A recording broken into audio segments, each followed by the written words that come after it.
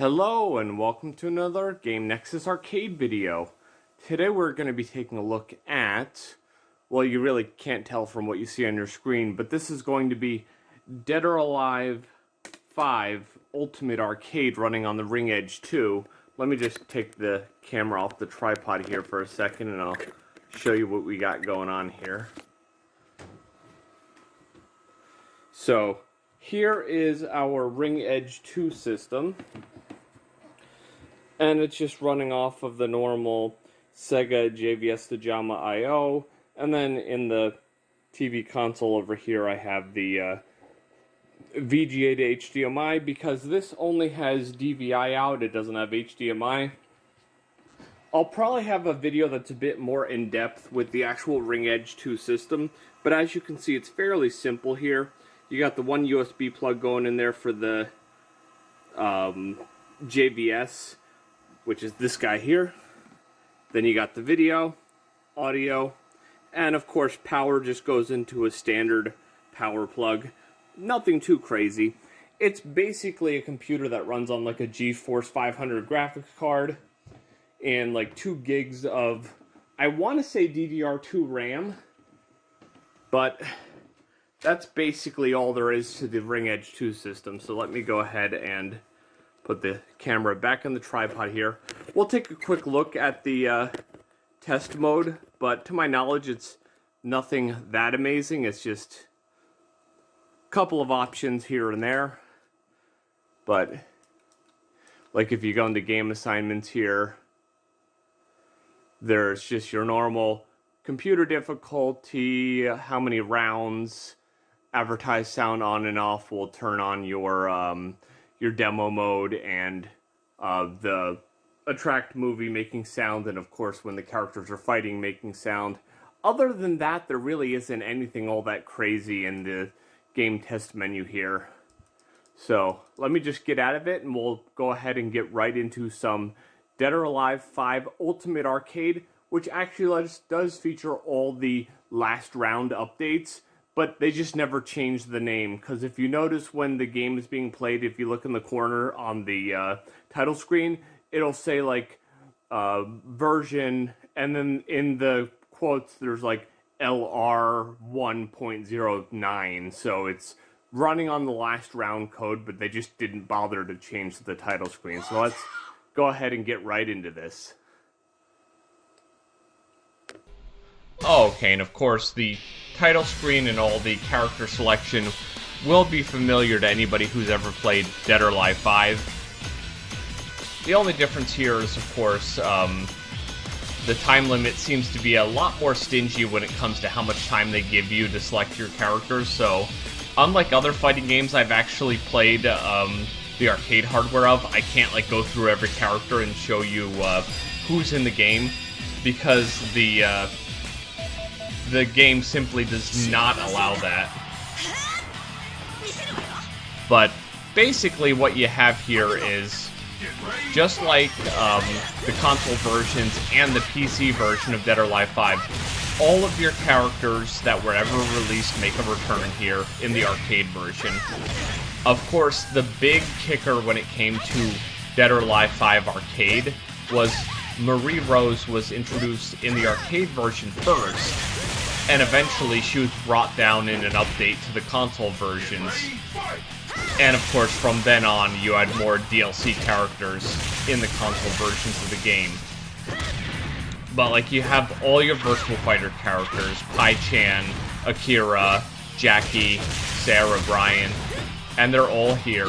And then of course your new characters such as Neo Tengu,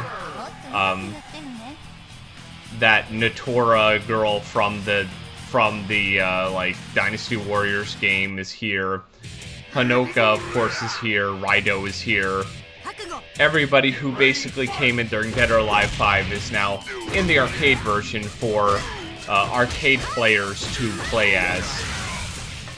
But more or less what we have here is, we basically have a PC version of Dead or Alive 5 running on Sega's dedicated Ringedge 2 arcade hardware in Japanese arcades. And this first hit Japanese arcades on December 24th of 2013. And now, from what I understand, Dead or Alive 5 will run on Ringedge 1 hardware if you upgrade the RAM to 2 gigs, because it won't run if it only has 1, because the game kind of requires a bit more to go. But I only own a Ringedge 2 with the multi-kit installed, so I wouldn't know if it will or how it would run on that. But generally, if you've played Dead or Alive 5 last round with all the downloadable content, that's what you have here.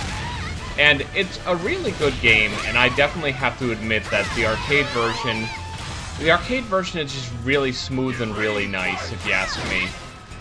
It feels very similar to the console versions, but it just, honestly, it just has like an extra level of polish that you'd expect from like a PC version, but without having to say, okay, what graphics card do I have, or what kind of settings am I using, because basically, I believe in this version it would appear everything is kind of maxed out, or at least maxed out as much as you can for like an arcade game that displays in 720 or 1080p. But from what I've seen, everything looks really nice in this game, and there's no like, oh well, look, there's some dithering here, or there's some textures that don't look so sharp here. Everything kind of just pops in this game, and it looks really nice. So, if you're one of those crazy Dead or Alive fans like myself, and you want to take a look at another version of Dead or Alive, I would recommend taking a look at Dead or Alive 5 Ultimate Arcade.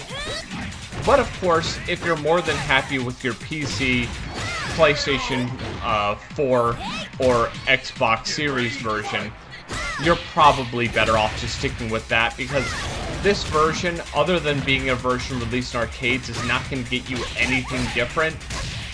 It's basically the same game. And one thing that I know isn't here is any of the quote-unquote next-gen exclusive features, such as they released a Danger Zone stage on the next-generation Xbox, PlayStation 4 / Xbox Series version that came out on the quote-unquote next-gen consoles at the time. Now we would have to call them the previous-gen consoles at this point, but that feature I have not seen in this version of the game, so it looks like basically what you have here is the PC version / the previous gen version, but of course it's not limited by the limits of the PlayStation 3 and Xbox 360 hardware. It can run at higher resolutions, it can display more particles, it can basically do everything a PC version you would expect to do. And I know there's going to be people who will leave in my comment section, oh, just run it on Technoparrot. You can emulate this game. But one thing you gotta understand with stuff like Technoparrot and programs that are like it, they're not emulators. They don't emulate this game. All they basically do is allow PC-based arcade games to run on your computer without having to like have a GBDISK board, without having to hack the game and say remove checks and stuff. Basically what Technoparrot is telling Dead or Alive 5 Arcade is, okay, Dead or Alive 5 Arcade, you're running on a Ringedge 2, everything is fine, just run like normal.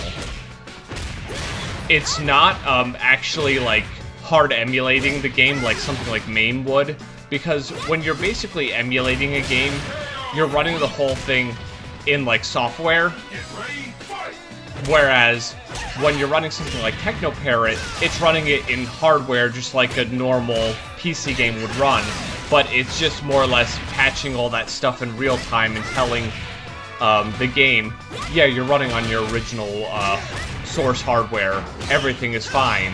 Look, the controls being done through a GBDISK board, everything's fine. I'm just basically simulating the background functions a regular PC don't have, so you don't have to worry that you're trying to be run illegally. That's all basically your Technoparrot / PC loader / whatever they call those little programs these days.